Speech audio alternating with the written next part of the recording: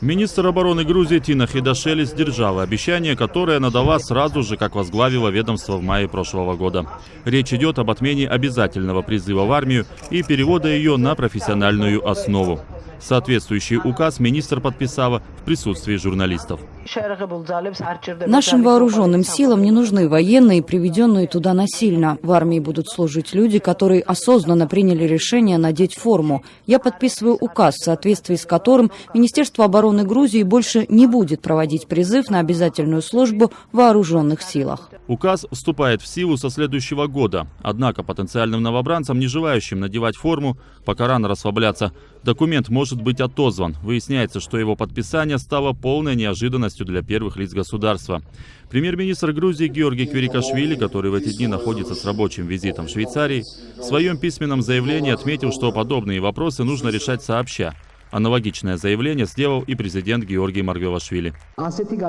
Такие решения, несмотря на то, согласны мы с ними или нет, не должны приниматься одним должностным лицом. Это нужно обсуждать коллегиально на уровне правительства и Совета Безопасности. У некоторых грузинских экспертов тоже имеются замечания к этому решению, однако больше технического характера, своего рода рекомендации.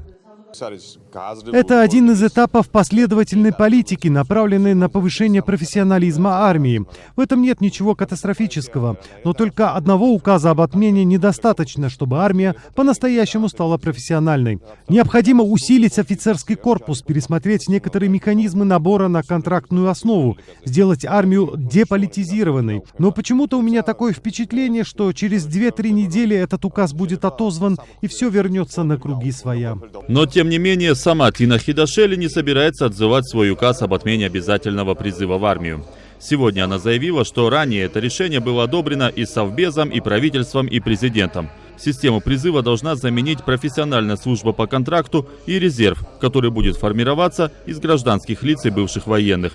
Потому реакция первых лиц, по словам министра, ей непонятна. Однако Хидашели не исключает, что в связи с этим вопросом проведет дополнительные встречи с премьер-министром и президентом. Звиат Мчедлишвили, Нодар Чачуа, специально для настоящего времени, Грузия, Тбилиси.